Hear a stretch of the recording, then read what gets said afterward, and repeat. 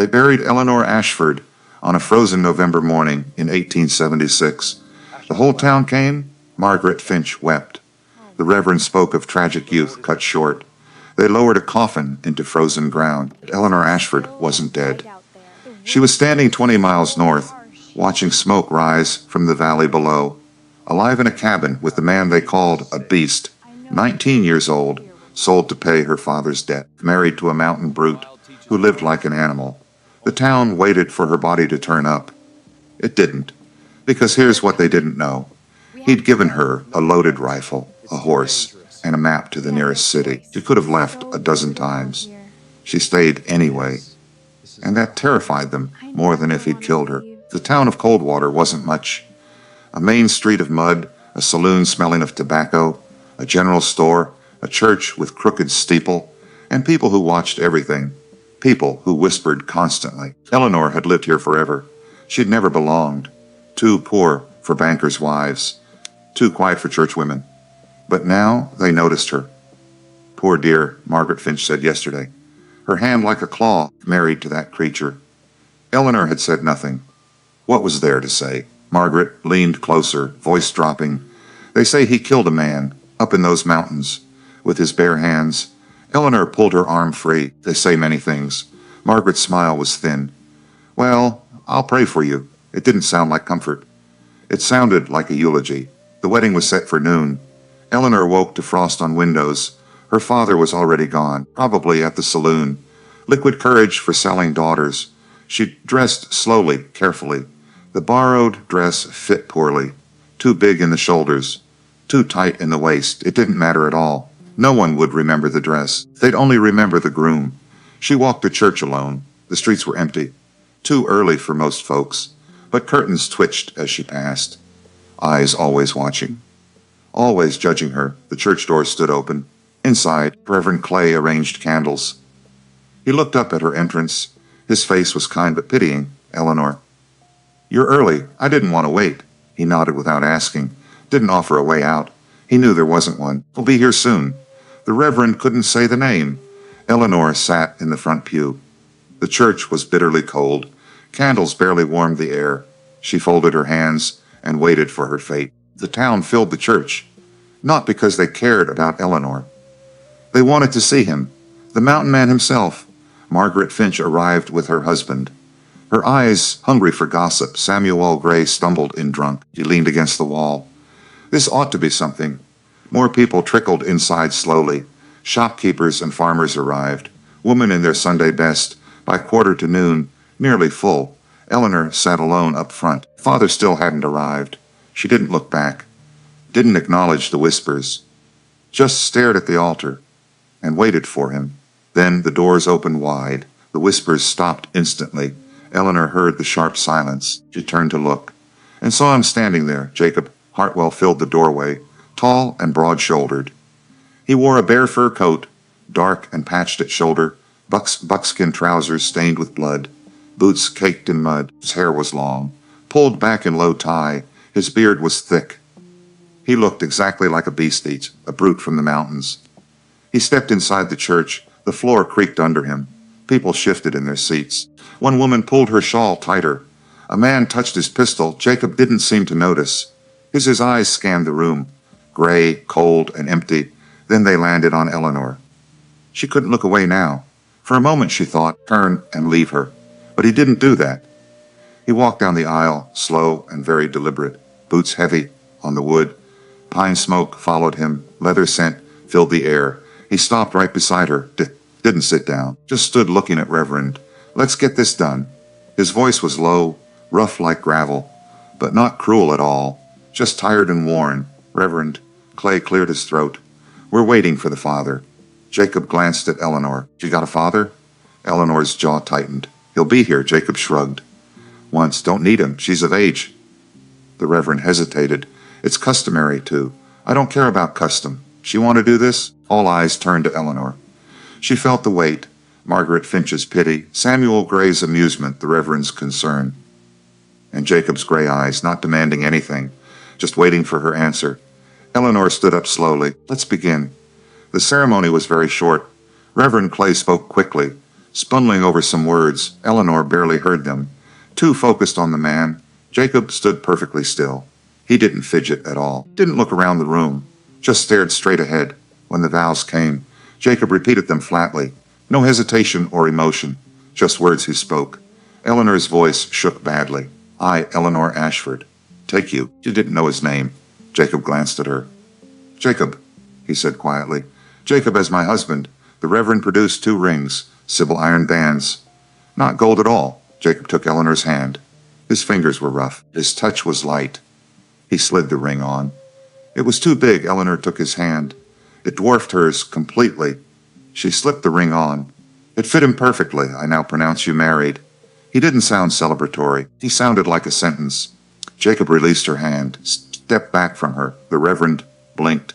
You may kiss the bride. Jacob's jaw tightened. He looked at Eleanor, a question in his eyes. She didn't nod or move. Jacob turned to the Reverend. We're done here, and he walked away. Eleanor stood frozen. Then she followed him out. The congregation watched in silence. Margaret Finch leaned over. Poor child, won't last winter. Outside, a wagon waited. 2 horses hitched to it, strong mountain breeds, shaggy and sure-footed. Jacob climbed into the seat. Eleanor hesitated briefly. He didn't look at her, just waited patiently. She gathered her skirt, climbed up beside him, sat as far away. Jacob clicked his tongue. The horses moved forward. The wagon rolled away.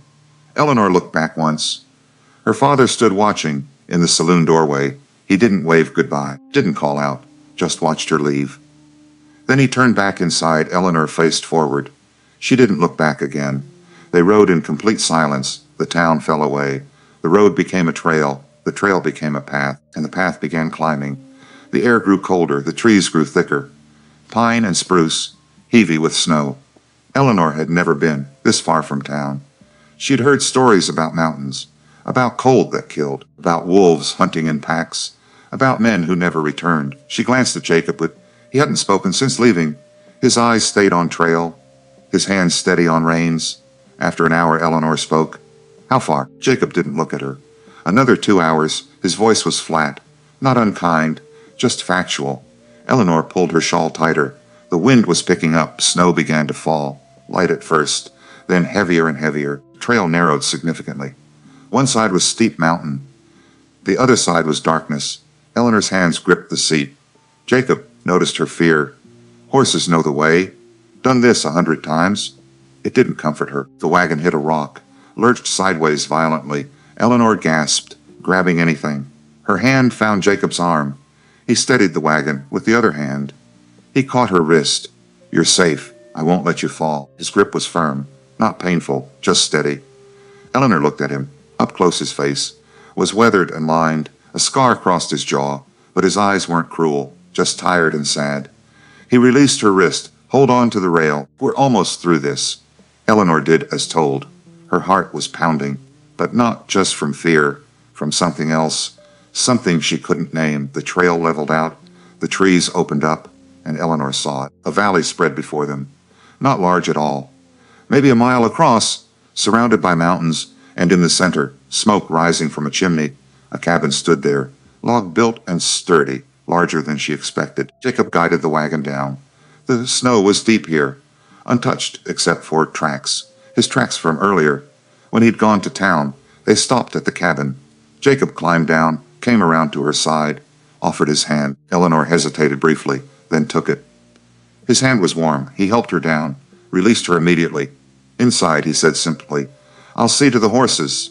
Eleanor looked at the door, just wood and iron latch. She pushed it open and stepped into her home. The inside was warmer. A fire burned in fireplace. The main room was open. A table and chairs, a counter with a basin, shelves lined with supplies, furs draped over frames. A rifle hung above door. Stairs led to a loft. It wasn't fancy at all, but it wasn't a hovel. It was clean and organized, lived in but cared for. Eleanor stood center, unsure what to do. Behind her, the door opened. Jacob entered, carrying her bag, the only thing she brought. He set it by stairs. Your room's up there? He nodded to the loft. Door on the right. Eleanor blinked at him. My room? Jacob crossed to the fireplace, adid a log carefully. You'll have your own space, bed, window. There's a lock. He straightened, brushing ash off. I don't have the key. Eleanor stared at him. You don't have a key? Jacob shook his head. No need for one. He moved to the counter. Poured water into a kettle. There's food in the pantry, water in the barrel, firewood stacked outside. He set kettle over fire. You can come and go. Rifles by the door. Eleanor's mind was spinning. You're giving me a rifle? Jacob glanced at her. For bears and wolves. He paused briefly. Not for me. The words hung there. Eleanor didn't know what to say to him. Jacob picked up a coat from a peg by door. I'll be out checking trap lines.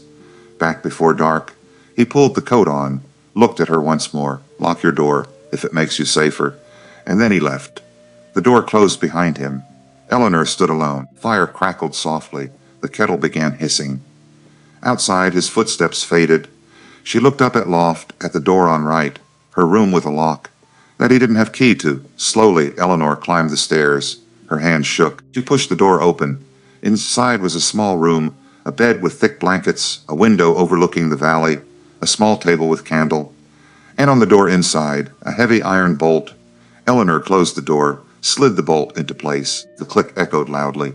She sat on the bed, and for the first time since her father's announcement, Eleanor let herself cry. Not from fear, exactly. Not from sadness, either. But from confusion. Because the man they called a beast had just given her the one thing no one else ever had, a choice to make. Night fell fast. Eleanor had cried herself out. Now she sat on bed, staring out the window. The valley was dark. Stars filled the sky, more stars than she'd seen. The lights from Coldwater were visible in the distance, tiny and faint, so far away now. She heard the door open, footsteps on the wood. Heavy boots moving around. Eleanor's breath caught. She listened very carefully. Jacob moved around below. The fire crackled louder. Water poured somewhere, something set on the table. Then his footsteps approached stairs. Eleanor's hand went to bolt. It was locked. Her heart pounded anyway. The footsteps reached the top, paused right there. Eleanor held her breath. Silence filled the space. Then something outside, a soft thud. Jacob's footsteps retreated down the stairs, across the main room. A door closed below. Eleanor waited patiently, counted to 100. Then slowly, quietly, she unbolted her door, opened it a crack, and looked down on the floor outside. Sat a plate bread, meat, an apple, still warm from cooking. He'd brought her dinner, and never knocked. Eleanor picked up the plate, looked down at main room. The fire still burned, but Jacob was gone. She carried the plate inside, locked the door again, and sat on bed, eating in silence. The bread was good, the meat seasoned simply, the apple was crisp. He'd made this for her, left it outside her door, never asked her down, never demanded anything. Eleanor set the plate aside, lay down on bed, still fully dressed, pulled the blankets over. They smelled like pine and wood smoke. Outside, the wind picked up. It howled through the valley, but inside was warm, and Eleanor, for the first time in months, felt something strange. Not quite safety, not quite peace, but something close to it. She closed her eyes, and despite everything, she slept. Morning light woke her. Cold and bright, Eleanor sat up, disoriented. For a moment she didn't know where she was exactly, and then it came back, the wedding yesterday, the mountain journey, the cabin home. Jacob, the mountain man. She went to the door, hesitated briefly, then unbolted it, and looked out. The plate was gone. In its place sat water, fresh and cold. Eleanor picked it up, drank deeply. The water was clean, icy from the creek. She crept to the stairs, looked down carefully. Jacob sat at the table, a cup of coffee. He stared into the fire, perfectly still and quiet. Eleanor watched him closely. He didn't look like a beast. He looked like a man who had been alone forever. As if sensing her gaze, Jacob looked up. Their eyes met. Eleanor froze in place. Jacob didn't smile, didn't speak at all, just gave a small nod, then stood up, pulled on his coat. Coffee's hot, food's in the pantry. He crossed to the door, paused with hand on latch. I'll be out most day. Checking traps. He glanced back at her. You need anything. It's here. Rifles loaded. You know how to use? Eleanor shook her head. Jacob's jaw tightened. I'll teach you later. He opened the door. Cold air rushed in. Don't go past tree line. Easy to get lost. And then he was gone. The door closed. Eleanor stood at the stairs, alone again. But this time felt different. This time she wasn't locked in. She was just here. Slowly she descended the stairs. The cabin was quiet. The fire was warm. She poured herself coffee. It was strong and bitter, but hot enough. She wrapped her hands around and looked out the window. The valley spread before her, white with snow, ringed by mountains. Beautiful and isolated, hers for now, whether she wanted it. Eleanor took a breath, and for the first time, since this all began, was Jacob Hartwell? And why had he agreed to marry a girl he didn't even know? Eleanor spent that day exploring the cabin. Not snooping exactly, just learning where things were. The pantry held supplies she'd never seen before. Flour, salt, dried beans, smoked meat in bundles. Preserves in glass jars enough to last months, maybe even longer. The cabin had 2 rooms. Downstairs she hadn't noticed. One was a storage room. Furs stacked on shelves, tools hanging on pegs. Rope coiled very neatly. The other was Jacob's room. The door stood open. Eleanor stood in the doorway, didn't go inside. A bed and a chest. A single chair. Nothing else at all. No pictures or items. Just the bare minimum, like he'd built a place. To sleep and nothing more. She turned away. Jacob returned at sunset. Eleanor was sitting by fire, a book in her lap. She'd found it on shelf. A collection of essays, well worn and read. The door opened. Cold air rushed in. Jacob entered carrying rabbits, already skinned and ready. He hung them on hook, washed his hands. Eleanor watched him carefully. His movements were efficient, practiced, and precise. No wasted motion. He glanced at her, saw the book. You read? Eleanor nodded. When I can. Jacob grunted once, not disapproving at all, just acknowledging her. He moved to the stove, started preparing the rabbits. Eleanor set the book aside. Can I help? Jacob paused briefly, looked at her strangely. You don't have to. I know, Eleanor said firmly. I'd like to.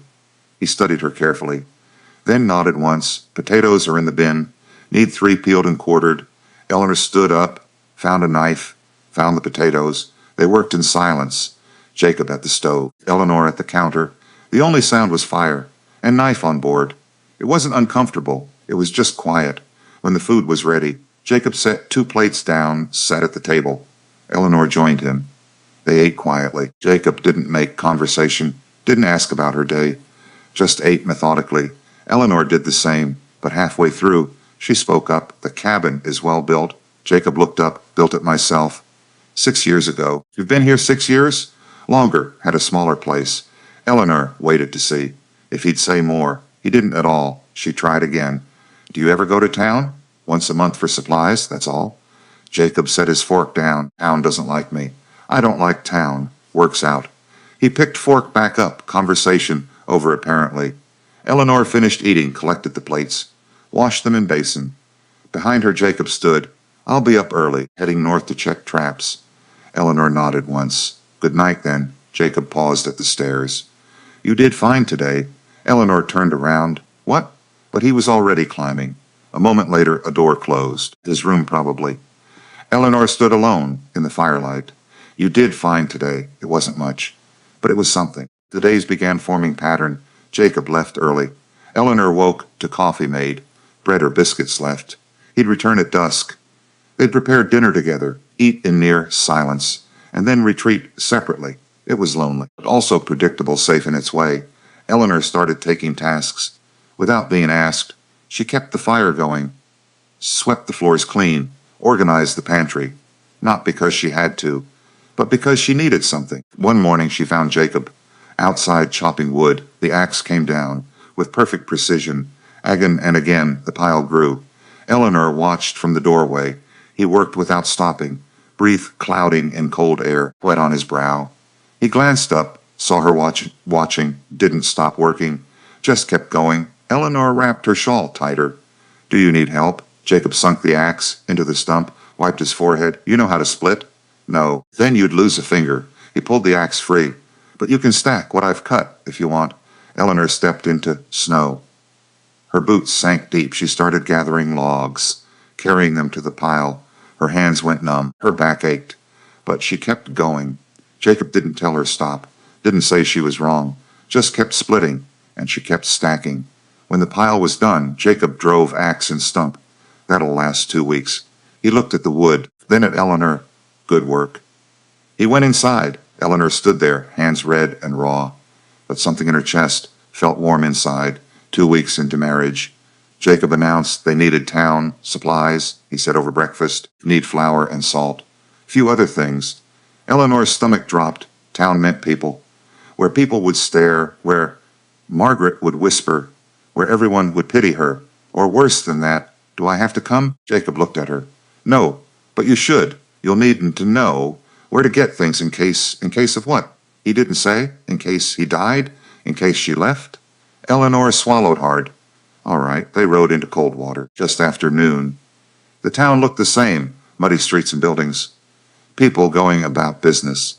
But when Jacob's wagon rolled down Main Street, things changed completely. Conversations stopped mid-sentence. People turned to stare. A woman pulled child closer. A man's hand went to his belt. Jacob's jaw tightened, but he kept eyes forward. Stopped at general store, climbed down. Came around to help Eleanor. She took his hand, stepped down into mud. Whispers started immediately. Jacob ignored them. Walked into the store. Eleanor followed him. Inside, the shopkeeper looked up. His face went neutral. Jacob, Mrs. Hartwell. The title sounded strange. Mrs. Hartwell was her. Need supplies, Jacob said. He handed over a list. The shopkeeper read it, nodded once. I'll get this together. Few minutes. He disappeared into back. Eleanor stood near door, hands folded together. She could feel eyes on her through window. The door opened behind. She turned around. Margaret Finch swept in. All rustling skirts and false smiles. Eleanor, my dear. She took Eleanor's hands. Before Eleanor could pull away, how are you managing? Her eyes were sharp, matching for bruises, probably. I'm well, thank you, Eleanor said quietly. Margaret's smile thinned. You look tired, thinner? I'm fine. Margaret glanced at Jacob. He stood at counter. Back to them. She leaned closer to Eleanor.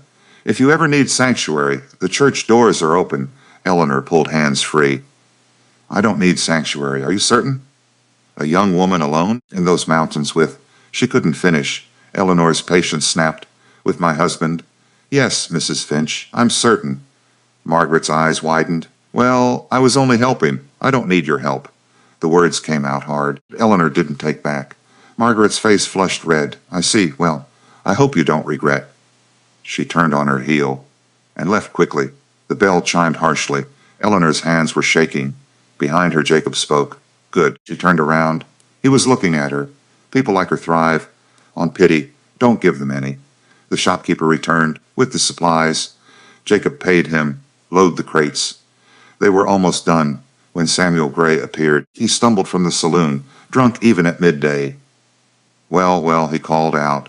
If it isn't Mountain Man and his little bride. Jacob didn't look at him, just kept loading supplies. Samuel crossed the street, got too close. How much did you pay? I'm curious. Eleanor froze in place. Jacob's hand stilled. Samuel grinned widely. Because I heard William sold her cheap.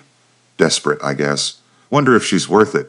Jacob turned around. Slowly and deliberately. His face was calm, but Eleanor saw something in his eyes, something cold and dangerous. Samuel, Jacob said quietly. Walk away. Samuel laughed. Or what? You'll kill me too? The street went silent. People watching closely, waiting for something. Jacob stepped forward. Just one step. But Samuel's grin faltered. You want to talk? About my wife?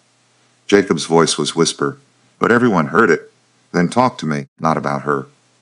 To me, he took another step. Samuel backed up. Use your mouth again to disrespect her, and we'll have problems. Jacob's hand didn't move to a weapon. He didn't make threats. He didn't have to. Samuel's face went pale. I was just joking. Wasn't funny. Jacob held his gaze for a long moment, then turned back. We're done here. He helped Eleanor up. Samuel stood in street, fists clenched tightly. He said nothing more. Jacob clicked his tongue. The wagon rolled forward. Eleanor looked back once. The whole town watched, silent and judging, hating them both. She faced forward and realized her hands had stopped shaking. They rode in silence. For the first hour, Eleanor kept playing the scene, Samuel's words echoing, Jacob's response clear. The way he stepped between her and the insult, not with violence, just with presence. Thank you, she said finally. Jacob glanced at her. For what? For standing up for me. Jacob looked back ahead. You're my wife. Even if you don't want. I didn't say that. The words surprised her. As much as him, Jacob said nothing. For a long time, then quietly spoke. Town's going to talk. No matter what. Always has. What do they say about you? Jacob's jaw tightened. That I killed a man, that I'm a brute, that I don't belong. Did you kill a man? Jacob didn't answer. Eleanor thought he wouldn't, but then he spoke. Yes. Eleanor's breath caught. The law said justified. Jacob continued. But Town didn't care. What happened? Jacob stared ahead. He was trying to burn, bent down. A Crow family inside. 3 kids. Eleanor's eyes widened. You stopped him, yes. And he died, yes. Silence filled the space. Then Eleanor asked, Did you mean to? Jacob's hands tightened. I meant to stop him. He pulled a knife. I was stronger. He paused briefly. Things happened fast. Eleanor studied his profile. The hard jawline. The scar that crossed. The town thinks you're a murderer. I know. But you saved children. Jacob shrugged once. Didn't matter to them. They needed a monster. I gave them one. He clicked his tongue, urged the horses faster. Easier to live up here than fight what they think. Eleanor looked back toward Coldwater, already disappearing behind trees. A town full of people who judged without knowing, who whispered instead of asking, who saw a man defending the helpless and called him killer. I think they're wrong, Eleanor said quietly. Jacob glanced at her, surprised by her words. You don't know me well to make that call. Maybe not, Eleanor admitted. But I know them, and I know who was cruel today. It wasn't you. Jacob said nothing, but something in him shifted, just slightly, like a door opening just a crack. That night, Eleanor found a small tin box on a shelf tucked behind some books. She wasn't snooping, just dusting. The box was old, dented and worn. She opened it carefully. Inside was a photograph, a tintype, faded. It showed a younger Jacob, clean-shaven, wearing a suit, standing in front of a building. Other men stood with him, all smiling brightly, all respectable looking. Eleanor turned it over, on the back written, in faded ink, Coldwater Town Founders, 1872. Her breath caught. Jacob had lived in town. He'd been part of community. One of the founders. That was long ago. Eleanor spun around. Jacob stood at stares. She hadn't heard him. I'm sorry, she said quickly. I wasn't. It's fine. Jacob crossed to her, took the photograph, stared at it. For a long moment, I was different then. What happened? Jacob set the photograph down, pulled out a chair, sat down heavily. Eleanor sat across from him, waited patiently. Jacob was silent. For so long, she thought he wouldn't answer. Then he began. I had a wife, Sarah. We were happy. His voice was flat, emotionless and controlled. But Eleanor heard pain. Beneath it all, she got pregnant. We were excited, planning a future. He looked at hands. Winter of 73 was brutal. Sarah went into labor early. Complications. Eleanor's chest tightened. The baby was born. A boy, Thomas. Jacob's hands clenched. Sarah started bleeding. Wouldn't stop. The doctor tried. He tried. Silence filled the room. She died within hours. Eleanor's eyes stung. Jacob, I'm so. Thomas lived for a while. 5 years old, smart and curious. Jacob's voice cracked. Just for a second. Got a fever. Winter of 73. I did everything. Everything I could. He looked up at Eleanor. His eyes were hollow. He died in my arms. Eleanor's hand went to mouth. Jacob stood abruptly, paced to the window. After the funeral, both of them, side to side, I heard them in the church, the town talking. He stared into darkness. They said it was my fault. That mountain living killed Sarah, that I should have taken better care of Thomas, that I didn't belong with respectable folks. His fists clenched. They blamed me. Maybe they were right. No, Eleanor said firmly. Jacob turned around. She stood up, walked to him. They were wrong. Fever takes children everywhere. Rich houses, poor cabins, cities and mountains. It doesn't discriminate. They didn't see it because they needed someone to blame. It's easier than accepting that bad things happen. Jacob studied her face. You sound sure. I lost my mother to fever. Eleanor said quietly. She was in town, had a doctor, still died. It wasn't anyone's fault. It just was. They stood in firelight. 2 people who'd lost too much. I'm sorry about Thomas, Eleanor whispered, and Sarah. Jacob nodded once. I'm not trying to replace. I want you to know. Eleanor blinked. I didn't think. Good. Jacob stepped back. Put distance between them. You should rest.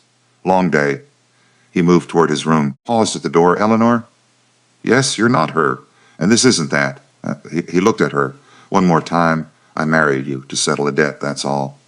You don't owe me. Anything beyond that, and he closed the door. Eleanor stood alone. She should have felt relieved. Instead, she felt something else, something complicated, something she didn't want to examine too closely. The following week, Eleanor started learning, not because Jacob taught, but because she watched. She watched how he ride the sky for weather changes, how he checked wind before deciding what to do, how he moved efficiently through the cabin. She tried to mimic, started a fire one morning before he woke up. It took 4 tries. The kindling was wet, then too dry, then too much. Finally, a small flame. She fed it carefully. By the time Jacob came downstairs, the fire was going. He looked at it, looked at her, nodded once, said nothing at all. But the next morning, he left drier kindling in a specific spot. Eleanor understood he was helping without making it obvious. She started watching how he prepared food, how he preserved meat, how he rationed supplies.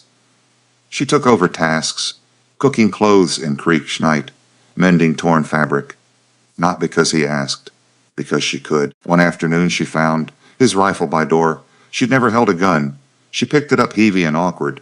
She tried to figure how it worked. The door opened.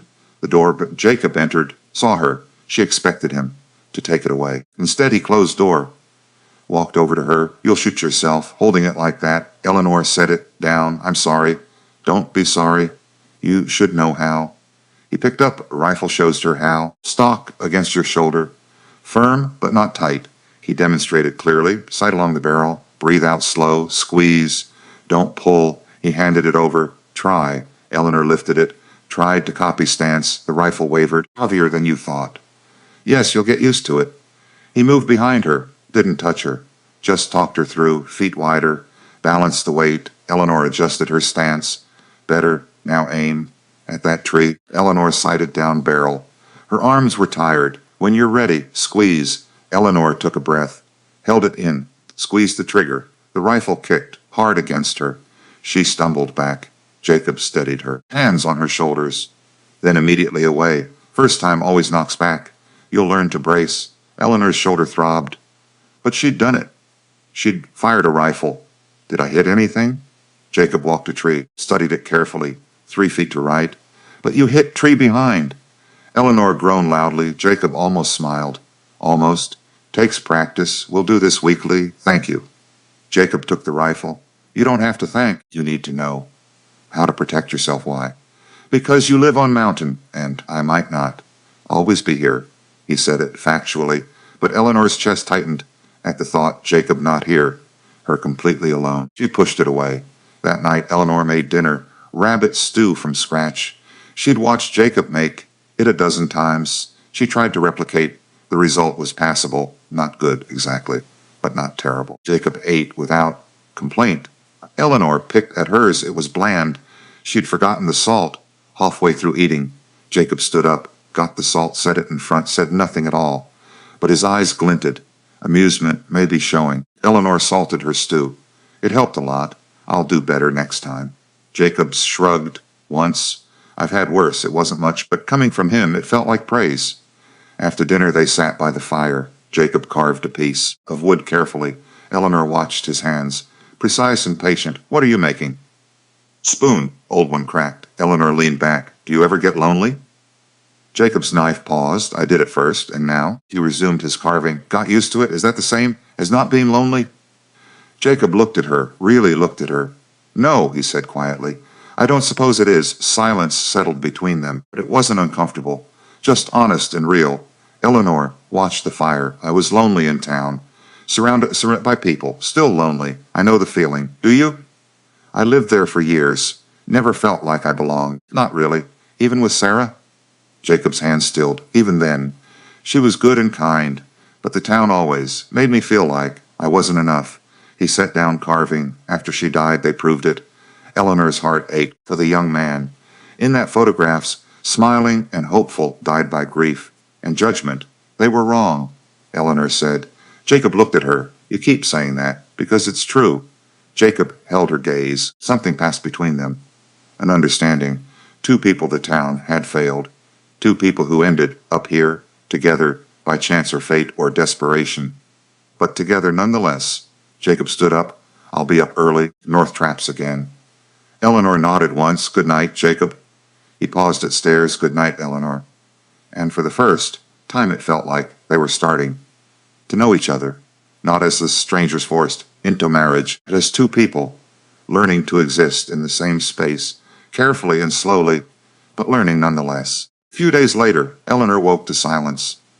Clean silence, no fire crackling, no coffee brewing, no sound of Jacob. She dressed quickly, went downstairs. The cabin was empty. The fire was out. Jacob's coat was gone. So was his rifle.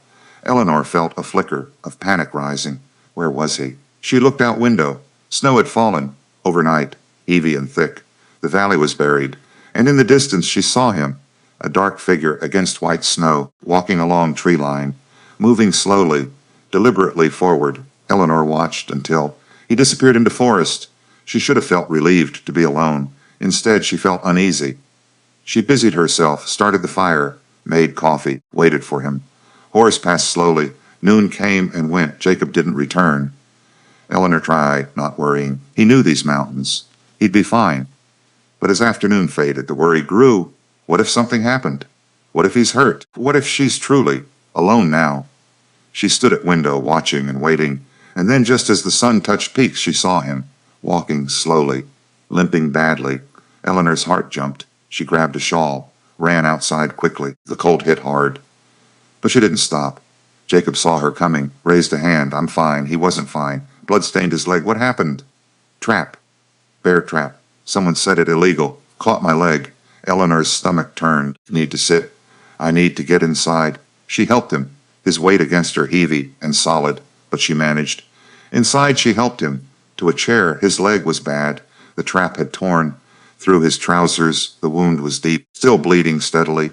I need to clean this. I can sit, please?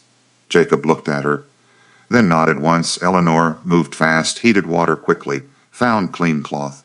She'd watched her mother tend wounds years ago, before the fever took her. She knelt in front. This is going to hurt, I know. She cleaned the wound. Jacob's jaw clenched, but he didn't make a sound at all. Eleanor worked carefully. The wound was bad, but clean enough. No metal fragments. She wrapped it tight, off. For a few days. Can't? Traps need checking. The traps can wait.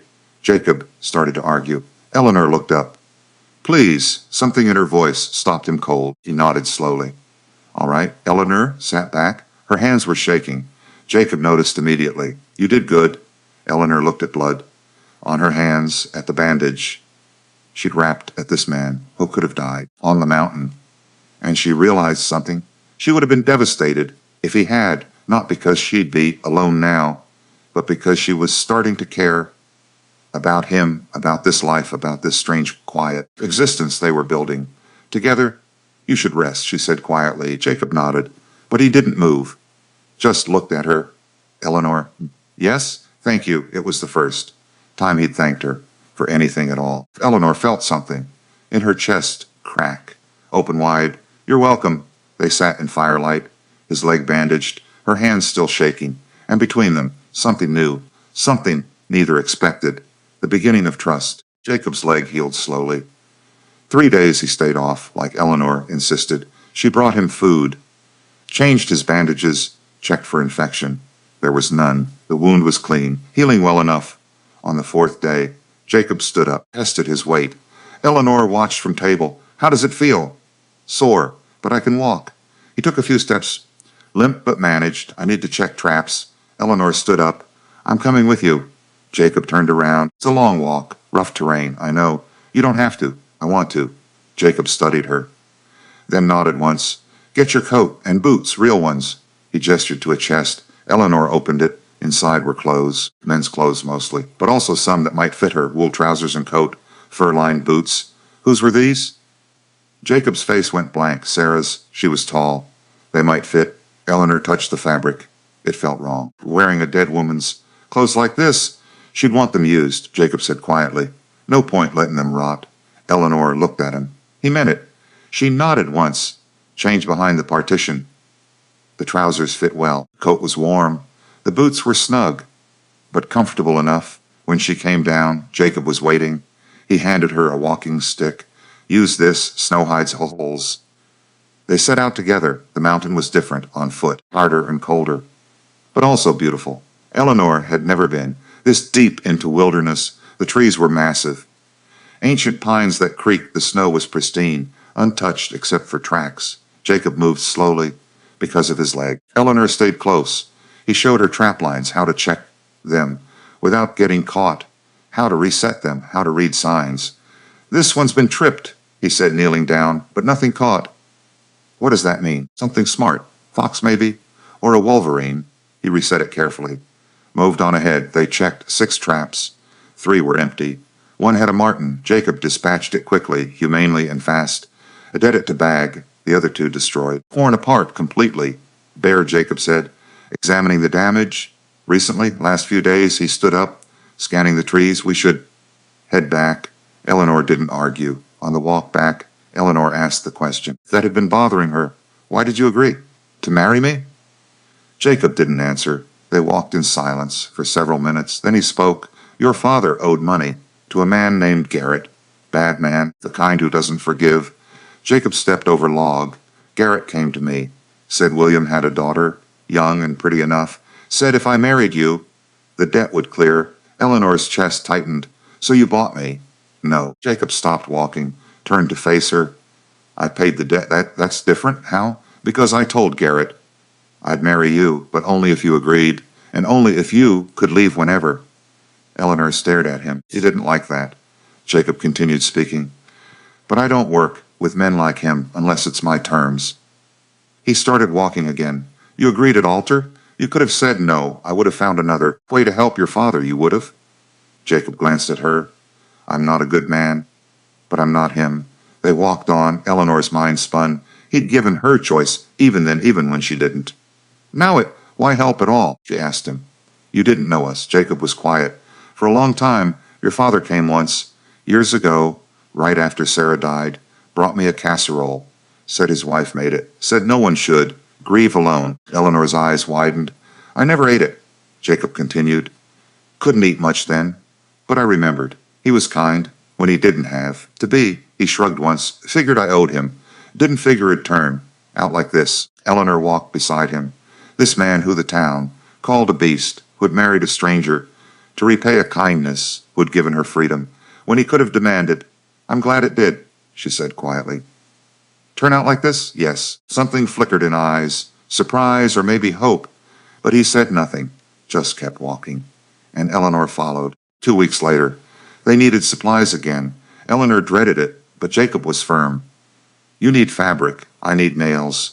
We go together." The ride to town was tense. Eleanor's stomach twisted the whole way when they rolled down Main Street. The stairs began immediately, but this time Eleanor didn't shrink. She sat upright, met their eyes, let them look. Jacob stopped at store. They went inside together. The shopkeeper nodded. "Jacob, Mrs. Hartwell, need supplies," Jacob said. He handed over list. The shopkeeper started gathering. Eleanor browsed the fabric, found a sturdy cotton, some thread. The door opened behind. She didn't turn. Didn't need to. She knew that voice.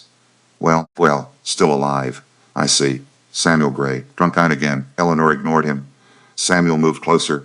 "Didn't think you'd last." "The winter girl?" Eleanor continued examining fabric. "Guess the mountain man's been treating you right." The tone was ugly, insinuating things. Eleanor's hands stilled. Samuel laughed loudly. "Or maybe you're just tougher than you look." Jacob appeared beside her, silent and radiating warning. Samuel grinned widely, emboldened by whiskey and stupidity. "What's the matter, Jacob? Can't take a joke?" "Wasn't a joke," Jacob said quietly. Samuel stepped closer. Too close. His hand reached for Eleanor's shoulder. "Maybe she needs a—" Jacob moved fast. His hand caught wrist, twisted it hard. Samuel yelped, went to his knees. Jacob held him there, voice low, deadly calm. "You touch my wife, you lose the hand." Samuel's face went white. You were just leaving." Jacob released him. Samuel scrambled back, clutching his wrist. The store went silent, everyone watching. Old man Peters stood near the back, watching everything.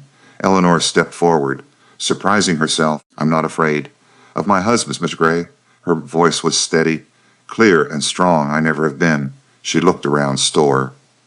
At all watching faces, "You all think you know what happens in cabin. You don't. Margaret Finch stood near door. Eleanor, dear, if he's... No one forces me to say anything. Eleanor's voice was sharp. You want to know truth? My husband gave me a room with lock. He taught me to shoot. He gave me horse and map to leave whenever I want. She looked at Margaret. Can you say the same? About your marriage? Margaret's face flushed red. Eleanor turned to shopkeeper. I'd like 3 yards of this fabric, please. Her hands didn't shake. The shopkeeper nodded, started cutting fabric. No one else spoke. Jacob paid for everything, loaned the supplies. They walked out together. Behind them, silence broke. Whispers rising urgent and confused. Old man Peters followed. Them outside. Jacob, Mrs. Hartwell. They turned around. Peters was 70. White beard, kind eyes. I owe you both an apology. Jacob's jaw tightened. Don't need it. Maybe not. I'm giving anyway. Peters looked at Eleanor. I knew this man when he lived here, knew his wife, knew his boys. He turned to crowd in the doorway. And I stood by while you all blamed him for things he couldn't control. Margaret stepped forward. Mr. Peters. Surely. Nothing, Margaret. Peters' voice was firm. You want to know what kind of man Jacob Hartwell is? He pointed at Jacob. That man you call a killer. He stopped a man from burning a tent with children inside, Crow children. The man he killed was trying to murder babies. Gasps from the crowd. The law said justified. But none of you cared to ask. Peters shook his head. You blamed him when? Sarah died? Like he caused bleeding? Like he willed it? His voice broke. And when that sweet boy died of fever, you said Jacob didn't care for him right, like fever gives a damn. About how much you care. He looked at Jacob. I should have said this years ago. I'm sorry. Jacob's face was stone, but Eleanor saw his throat work, saw him swallow hard. Past is past, Jacob said roughly. Maybe, but truth matters. Peters tipped his hat to Eleanor. You take care of each other. And he walked away. The crowd stood stunned in complete silence. Jacob climbed into wagon. Eleanor joined him. They rode out slowly. No one tried stopping. No one said words. That night, Eleanor found Jacob sitting outside, despite the cold, despite the dark, just sitting on step, staring at nothing. She brought him coffee, sat beside him, handed him the cup. He took it, didn't drink it, just held it. You didn't have to, he said finally. Do what? Stand up for me. In the store, Eleanor looked at stars. Yes, I did. Why? Because you've stood up. For me, more than once. Jacob said nothing. Eleanor continued. Because they're wrong. About you. All of them. Peters wasn't. No, he told truth. She turned to him. You saved children. You cared for son. You loved your wife. Her voice softened, and you gave stranger freedom when you could have. Taken it away. Jacob finally looked. You're not a stranger anymore. Eleanor's breath caught. No, she agreed. I'm not. They sat in silence, shoulder to shoulder, sharing warmth and cold, and Eleanor realized she didn't want leave. Not because she couldn't, but because she didn't want to the next morning. Eleanor was cleaning the storage room. Jacob had gone to check southern traps. She found a crate in the back, covered with old cloth. Curiosity got the better. She pulled cloth away. Inside was a cradle, small and beautifully carved. The wood was aged, but well maintained. Eleanor touched it. Her chest ached. Thomas, this was Thomas's cradle. She ran fingers over the carved edges. Jacob had made this. She was certain the craftsmanship was his. Careful, precise, made with love. Underneath the cradle were other things. A small blanket, a wooden horse, a book of rhymes. Eleanor's eyes stung. She shouldn't be looking. This was private, sacred to him. She started to cover it back up. It's all right. Eleanor jumped. Jacob stood in doorway. She hadn't heard him. I'm sorry, she said quickly. I didn't mean to. I know. Jacob crossed to her, looked down at cradle. His face was blank, but his eyes betrayed. I couldn't get rid, he said quietly. Couldn't keep it out, Eleanor understood. Too painful to see, too precious to discard. He was 5, she asked softly. Yes, Jacob was quiet. For a long moment, then he sat down on a crate, picked up wooden horse, curious, always asking questions. Why is sky blue? Where do birds go? Why can't I ride? A real horse yet, a ghost of smile. Touched his lips. He loved horses, could count to 20. Got mad if I counted for him, because he wanted to. Do it himself. Eleanor sat beside him. He sounds wonderful. He was. Jacob turned the horse over in his hands. He looked like Sarah. Same eyes, same smile. He set horse down. I thought losing her would kill me. Then I had him, and I thought, I can do this. For him, his voice dropped. Then I lost him, too. Eleanor's hand found his, squeezed it tight. Jacob looked at hands, didn't pull away. I thought I'd never feel anything again, he said. Didn't want to. Feeling meant pain. You looked at her. But then you came. And whether I wanted to or not, Eleanor's heart raced. Is that bad? Jacob shook his head. I don't know. Scares me. Why? Because everyone I've cared about has died. His voice was raw. And I can't go through that again. Eleanor held hand tighter. You can't live afraid. Of loss, Jacob. I've been doing it for years. That's not living. That's surviving. Jacob looked at her, really looked at her. What's the difference? Eleanor thought about it. Living is when you let yourself care, even though it might hurt you. Surviving is when you lock everything away. To avoid the pain, she paused. I survived in town. I was lonely, but safe from caring about anyone who didn't care back. She squeezed his hand. Here I'm learning to live again. Jacob's thumb brushed over her knuckles.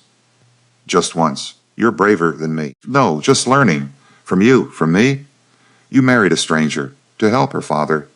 You gave me freedom when you could have demanded obedience from me. You're kind even though the world hasn't been kind to you. Eleanor's eyes met his. That takes more courage than hiding does.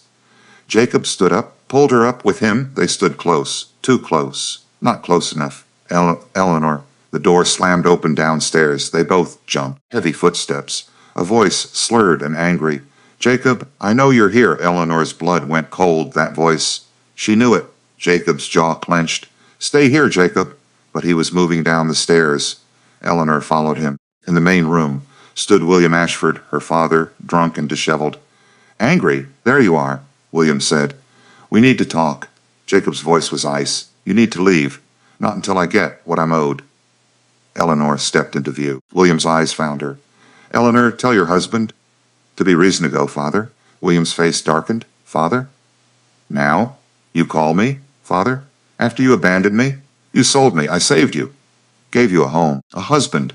Eleanor's hands clenched. You gave me away to a stranger to pay your debts. William waved a hand, and look how well. It worked out. You got a rich husband, a nice cabin. He turned to Jacob. Surely you can spare a little for your wife's poor father. Jacob's voice was deadly. I paid your debt. That's done. The debt to Garrett. Sure, but you owe me. She's my daughter. She's my wife, Jacob said. And you don't get a damn thing. William's face went red. You think you're better than me? You're just a brute with money. Jacob stepped forward. Get out, not without. Now, the single word carried will and threat before it of violence. William looked between them, saw Jacob's face, saw Eleanor's stance, together and united. He sneered, fine, but don't come crying to me. When he shows his true colors, he looked at Eleanor. Your mother would be ashamed of you. Something in Eleanor snapped. My mother died when I was 12. You don't get to use her name. Her voice was steel. A father doesn't sell his daughter. A father protects her. She stepped closer. You threw me away. Jacob gave me choice. The first choice I've.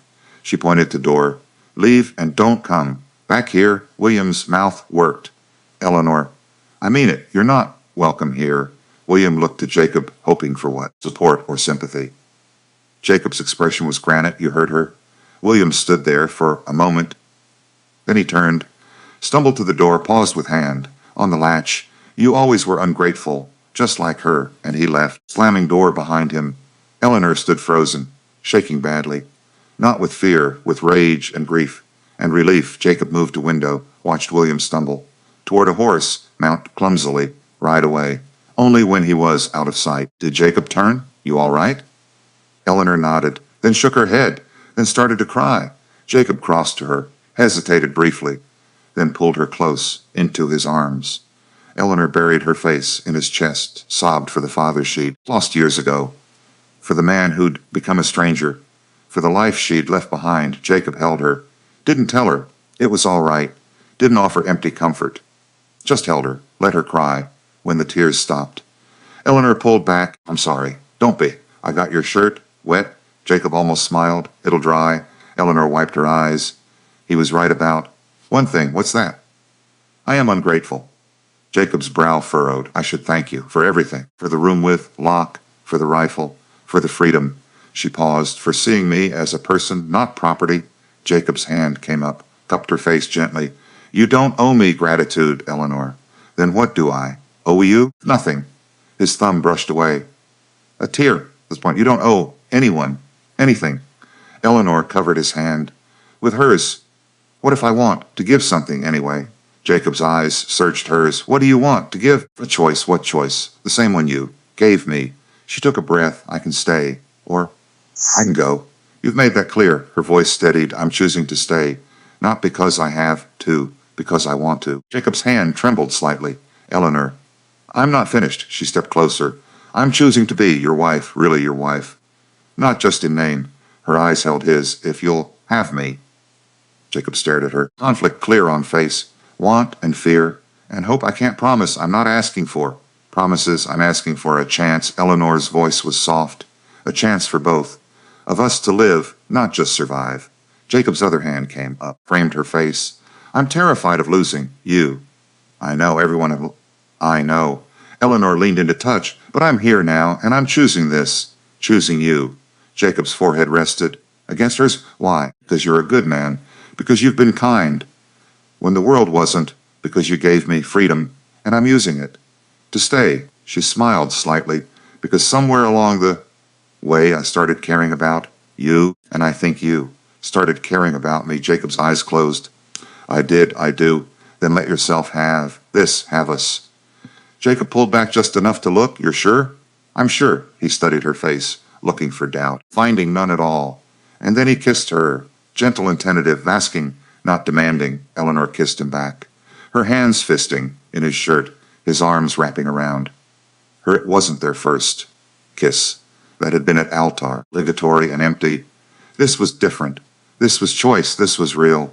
When they finally pulled apart, both were breathing hard. Jacob rested his forehead. Against hers again. I don't know how to do this. Neither do I. What if I mess it up? Eleanor smiled. Then we'll figure it out together. Jacob's arms tightened around her, together. That night, Eleanor didn't go to her room. Jacob didn't ask her. Close together, her head on shoulder, his arm around her. Just being. What happens now? Eleanor asked quietly. I don't know. Are you scared? Jacob was quiet, then nodded once, terrified. Eleanor took his hand. Me too, but you're still here. So are you. Jacob kissed the top of her head. So I am. They sat in silence, comfortable and warm. Fire crackling. The wind quiet outside. Tomorrow, Eleanor knew, things would change. They would have to figure out what this meant, what they were to each other. But tonight, this was Insif, being together, choosing together, building something new from ruins of what came before. And in the morning, they would face whatever came next. Together, spring came slowly. To the mountains, the snow melted in patches, revealing brown earth beneath. The creek swelled with runoff, rushing and wild. Birds returned, their songs filling valley.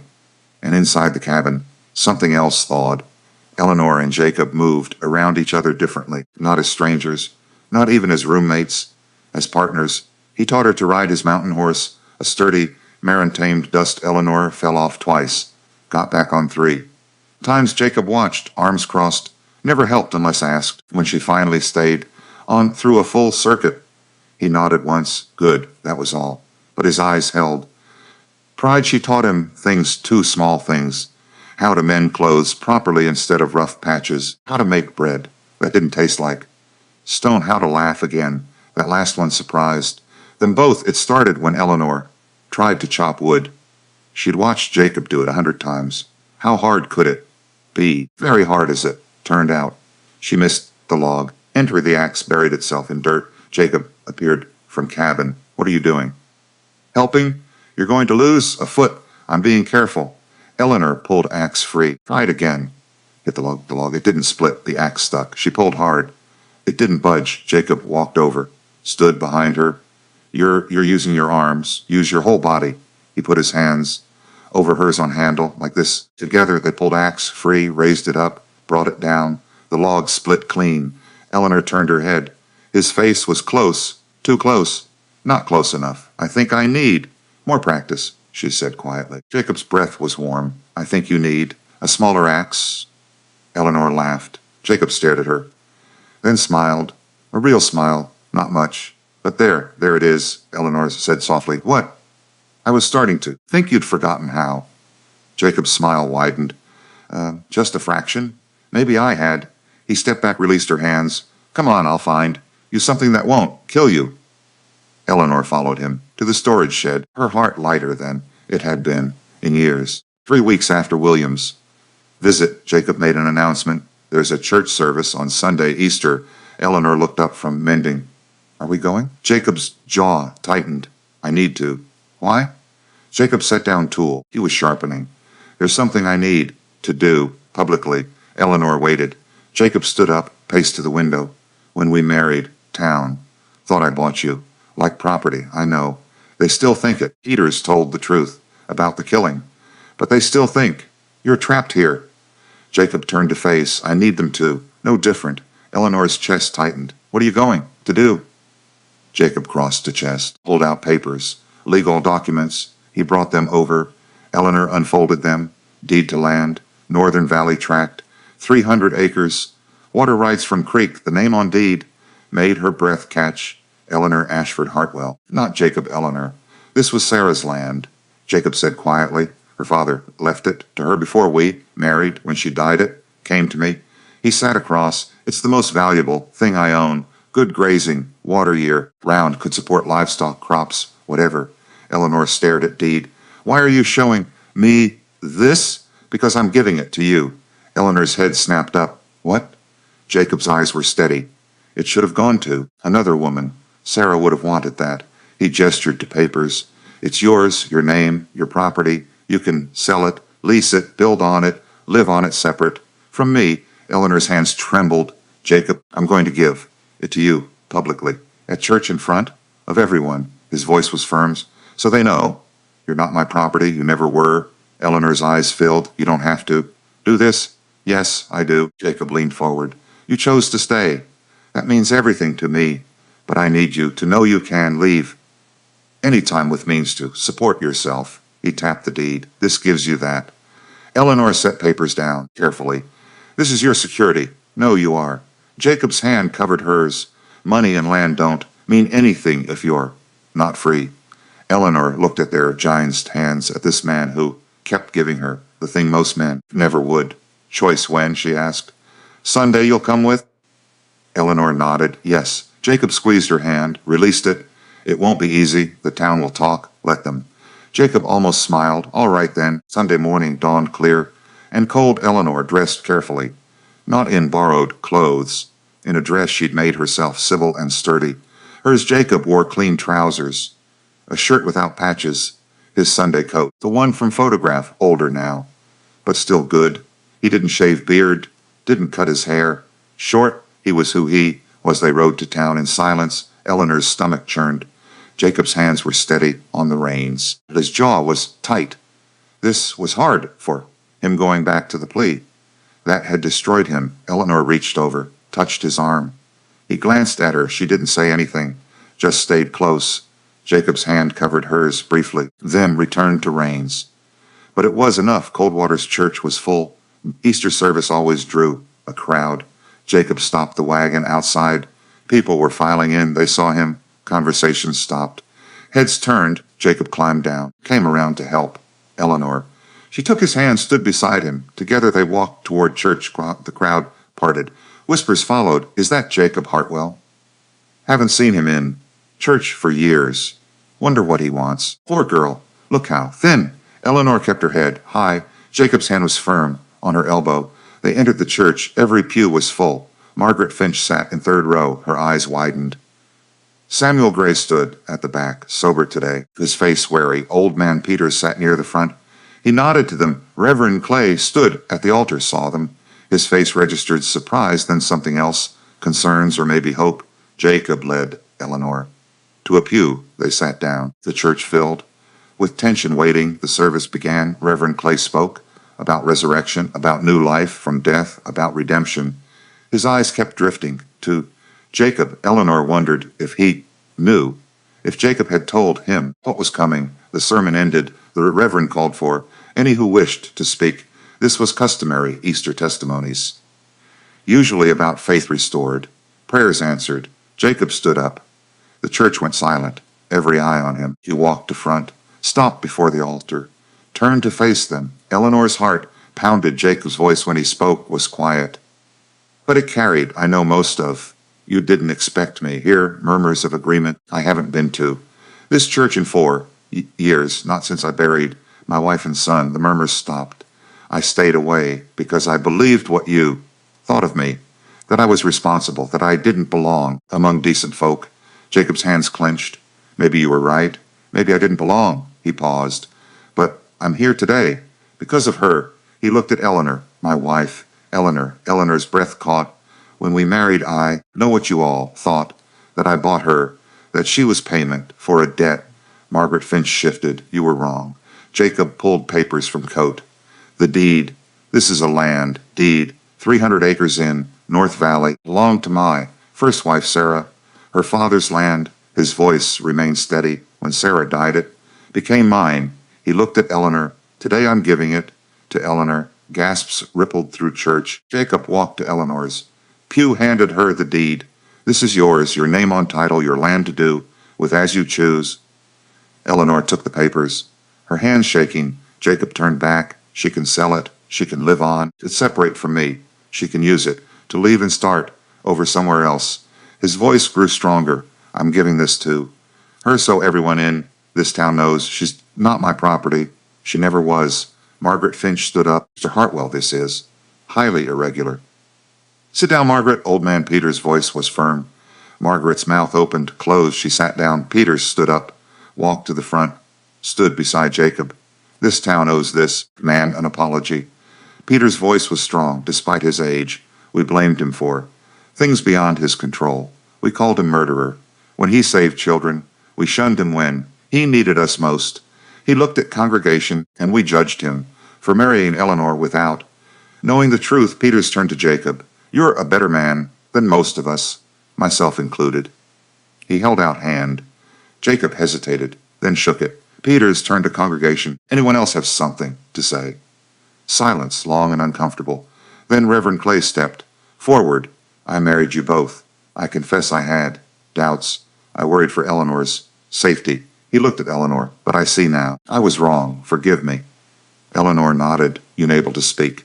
A woman in back stood. Grace Chen, the herbalist. I came to this town 15 years ago. I know what it's like to be judged. She looked at Jacob. You've never treated me like I was less. Never looked through me like others do. She bowed slightly. Thank you. Jacob nodded, throat working. One by one others stood. Not everyone. Margaret Finch remained seated, lips pursed. Samuel Gray looked at. Feet. But enough stood. Enough spoke. Enough acknowledged their mistakes. When the last person sat down, Jacob cleared his throat. I didn't come here for apologies. I came to make sure Eleanor had what she needed. He looked at her. That's all. He walked back, sat beside her. Eleanor looked down at deed in her hands, at her name, at the gift that meant freedom. The Reverend stepped forward. Let us pray. But Eleanor barely heard the prayer. She was too busy looking at the man beside her, the man who'd given her everything by asking for nothing, the man the town called a beast. Who was the most human person she'd known after the service? People approached them, some to apologize, some to thank Jacob for old kindnesses they'd never acknowledged, some just to see Eleanor, to confirm she was really all right. Margaret Finch left without speaking. Samuel Gray did the same. But old man Peters walked them to wagon. You planning to come back to town? He asked Jacob. Jacob shrugged. If I need to, you'd be welcome. Some of us anyway. Jacob looked at town, the place that had hurt him, broken him, cast him out. Maybe, he said. It wasn't agreement, but it wasn't refusal. Either. Peters seemed satisfied. He tipped his hat to Eleanor. You take care, Mrs. Hartwell. You too, Mr. Peters. They climbed into wagon, rode out of town. Behind them, people watched. But this time whispers. We're different, confused and ashamed and curious. Eleanor didn't look back. She looked forward, at the mountains ahead, at the home waiting, at the man beside her. They rode in silence. For the first hour, then Eleanor spoke. Why did you really do it? Jacob glanced at her. I told you so you'd have means to leave. But why publicly? You could have just given me the deed. Jacob was quiet for a long moment because I wanted them to know what they thought about us was wrong. He paused. And because I wanted you to hear it from me in front of witnesses. Hear what? Jacob stopped the wagon right there on trail, turned to face her. That you're free, completely free, to stay or go, to be with me or not. His eyes held hers. I wanted you to know that any choice you make from here is yours, not because of debt, not because you're trapped, but because you want to. Eleanor's eyes filled. I already made my choice. I know, but I needed you to make it with full knowledge of your options. Jacob's hand cupped her focus. I love you, Eleanor. I didn't plan to, tried not to, but I do. Eleanor's breath caught. And because I love you, I need you to be free, even if that freedom takes you away from me. A tear slid down Eleanor's cheek. Jacob's thumb wiped it away. I know you chose to stay, but I needed to make sure you knew you could choose again any time, and I'd support it. Eleanor leaned into hand. You really are a fool, Jacob Hartwell. His brow furrowed. Why? Because any sane man would have kept that land, kept the power, made sure I couldn't leave. I'm not any man. No, you're not. Eleanor covered his hand. You're the man I love, the man I choose. Not because I have to, because I want to. She smiled through tears. And you just made. Sure, I could choose you every day for the rest of my life, with full knowledge that I could walk away. Yes, so I'm choosing you again right now, knowing I'm free to go. Eleanor kissed him, soft and sure.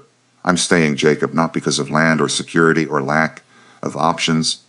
Another kiss because I love you and I want to build a life with you. Jacob pulled her close, held her like she might disappear. I'm still scared, he admitted. So am I. What if something happens? Then we'll face it together. Eleanor pulled back to look at him. We can't live afraid of loss. We have to live. In spite of it, Jacob rested his forehead against hers. Together? Together. They sat there on trail, holding each other, two broken people choosing to be whole. Finally, Jacob picked up reins. Let's go home, Eleanor smiled. Yes, let's. Spring turned to summer. The valley bloomed. Wildflowers covered the meadows, purple and yellow and white. Eleanor planted a garden near the cabin, vegetables and herbs, a few flowers. Jacob built her fence to keep deer out. They worked side by side, learning the rhythm of partnership, of marriage that was real, not forced, not convenient, real. One evening, Eleanor stood at the edge of her land, the land Jacob had given her. She looked at valley, at the creek running, silver and sunset at the mountains standing, guard at the cabin where smoke rose from chimney. Jacob appeared beside her, didn't say anything, just stood there. I was thinking, Eleanor said, about what to do with this land. Jacob nodded, waiting. I could sell it, use the money to travel, see the world. You could, or I could lease it, get income without working. It myself, also possible. Eleanor looked at him. Or I could give it to someone who needs it. Someone like Grace Chen's daughter, so she has options. When she's grown, Jacob's eyes softened. That's generous. I learned from the best. Eleanor turned back. I think I'll keep it for now, yeah? Yeah. Maybe one day we'll have children. They could use it. Or maybe I'll just keep it as a reminder of what? Eleanor smiled. That I'm free. That someone loved me enough to let me go. She leaned against him, and that I loved him enough to stay. Jacob's arm wrapped around Eleanor. Thank you. For what? For staying, for choosing this, for loving me despite, he trailed off. Eleanor turned in arms. Despite what? Your past, your grief, your fear? She touched his face.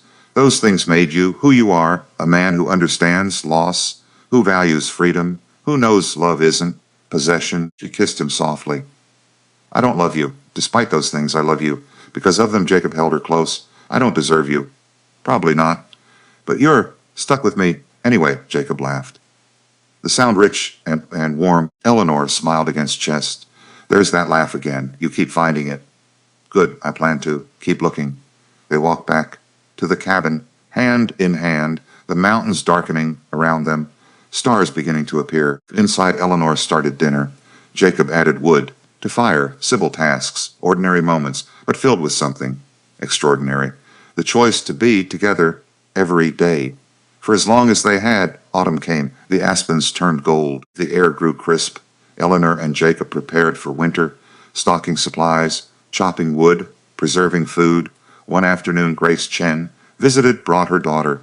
They stayed for tea. The girl May was shy at first, but Eleanor coaxed her, outshowed her the garden, the horses, the valley. Jacob and Grace talked quickly about town, about changes. Margaret Finch still talks, Grace said, but fewer people listen. Jacob nodded, and Samuel Gray went east somewhere. Good riddance. Grace smiled slightly. Peters asks about you, says you're welcome to visit.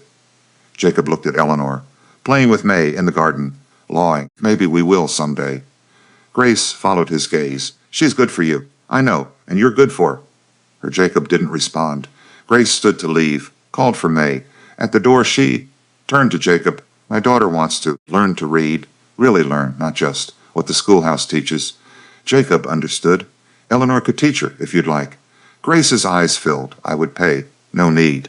Eleanor would. Enjoy it. Grace bowed. Thank you. After they left, Eleanor came inside. What was that about?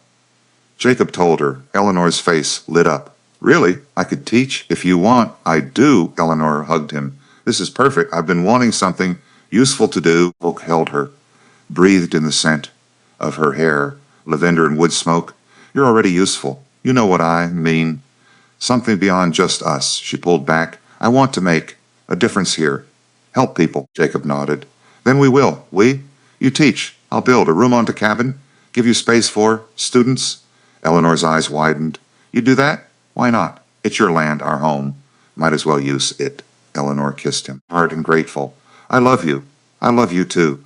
And so the cabin grew. A small room added to the side, big enough for table, chairs and books, a place for learning. May came twice weekly, then other children from town, ones who needed extra help, ones whose parents worked, ones who were different, like Grace's daughter. Eleanor taught them all in kind, firm when needed. And Jacob watched her bloom, become more than a girl who'd been sold, more than a wife, a teacher, a friend, a woman making her own mark on the world. Winter came again, Eleanor's second winter.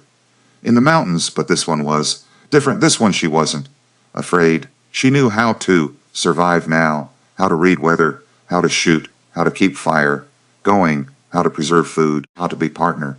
One night a blizzard hit fierce and sudden. The wind screamed. Snow piled against windows. Jacob made sure everything was secure. Then came inside. Eleanor had soup ready, bread warm from oven. They ate by firelight. The storm raging outside, but inside all warm and safe. After dinner they sat together.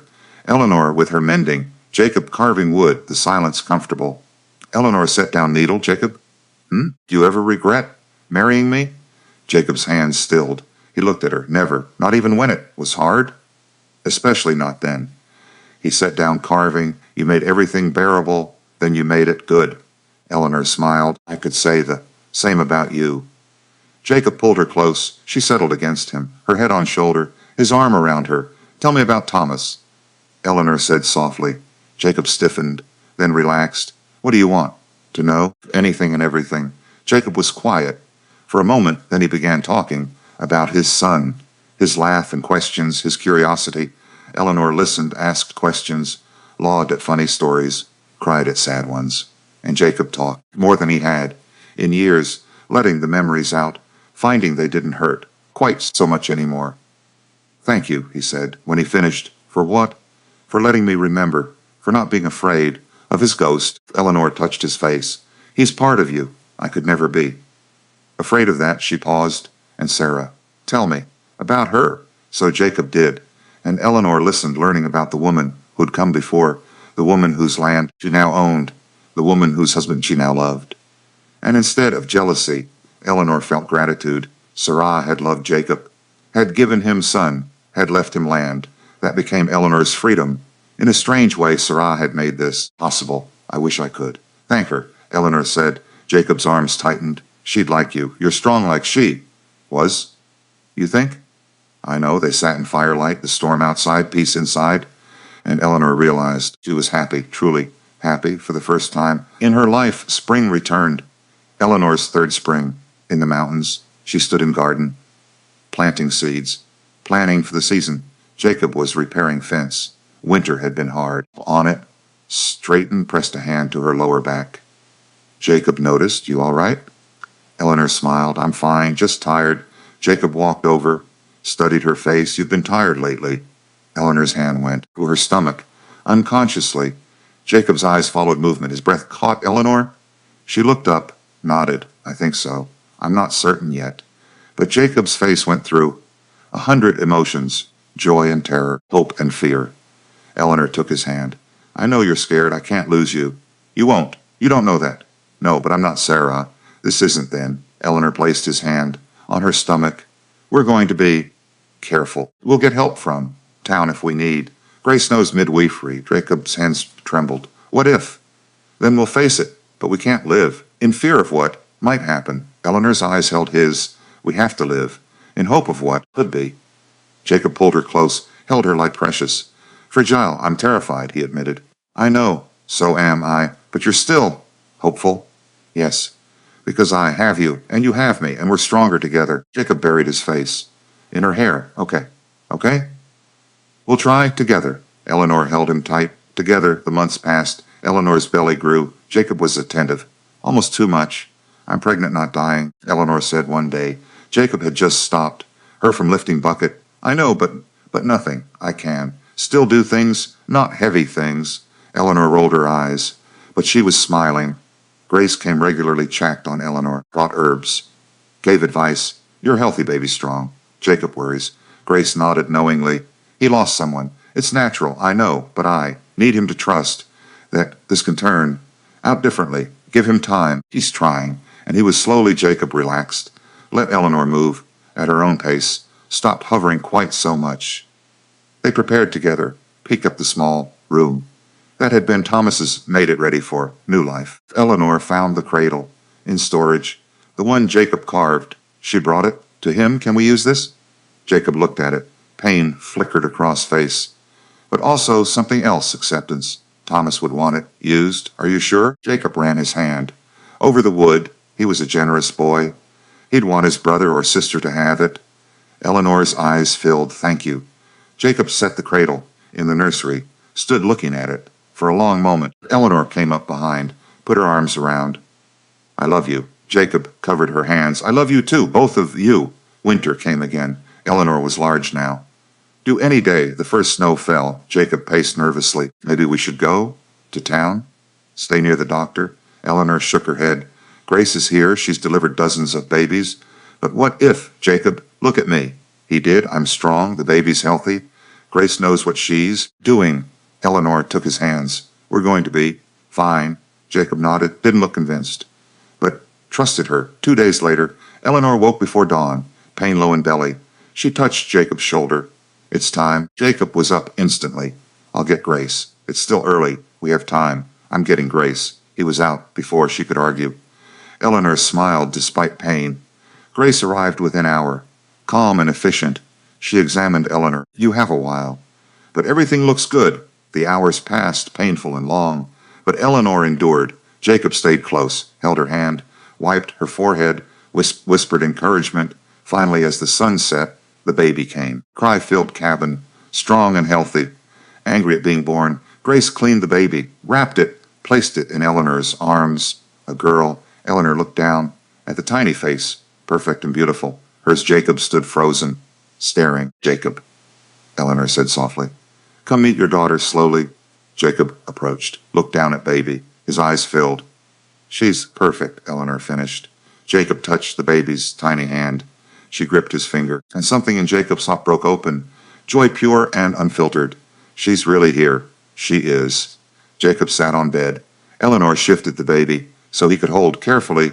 He took her, held her like glass. The baby settled against him, stopped crying. Jacob's tears fell freely. I didn't think I'd ever get this again. I know. I thought I'd lost my chance. Eleanor touched his face. You didn't lose anything. You gained everything. She smiled. We both did. Jacob looked at wife, at his daughter, at the life he thought was over. Now beginning again. What should we name her? Eleanor asked. Jacob thought for a moment. Anna, after your mother. Eleanor's breath caught. You remembered. You told me once. She died of fever. You said she was kind. Jacob looked at baby. This little one should have a name that means something. Someone who was loved. Eleanor leaned against him. Anna Hartwell. Anna Hartwell, Jacob repeated. The baby made small sounds and safe and loved. They sat together, three of them now, a family built not from tradition or obligation, but from choice, from freedom, from love that gave instead of took.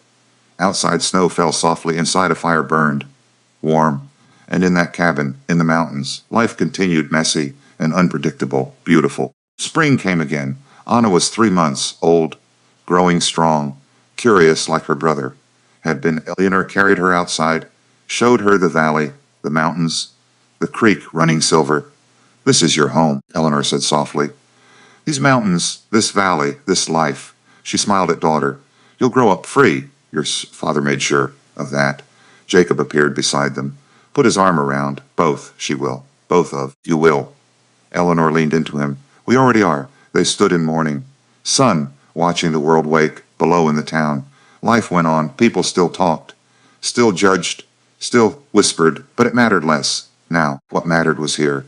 This valley, this family, this choice they made every day to stay, to love, to build something worth. Having Jacob kissed Eleanor's temple. Thank you. For what? For everything. For staying, for loving me, for giving me another chance. Eleanor turned to look. I didn't give you a chance, Jacob. We gave each other one. She smiled, and we'll keep giving them every day for as long as we have. Jacob nodded. For as long as we have. Anna made a small sound. They looked down. She was watching the world with wide eyes, taking it all in, this wild, beautiful, harsh, gentle world. Eleanor kissed her daughter's head. She's going to be strong like her mother and kind like her father. They stood together as the sun climbed, higher as the valley came, alive as their life continued. Not perfect, not without fear, but real and theirs, and chosen. Every single day, years would pass. Anna would grow, learn to walk these mountains, shoot straight, ride well, think for herself. More children might come, or they might not. The town would slowly chant. Some people would apologize. Others never would. It wouldn't matter, because Eleanor and Jacob had something the town never gave them, each other. And the freedom to choose that. Every day, for the rest of their lives, the mountains would stand, the seasons would turn, and in that valley, two people who'd been broken would continue to heal. Together, not because they had to, but because they wanted to. And in the end, that made all the difference.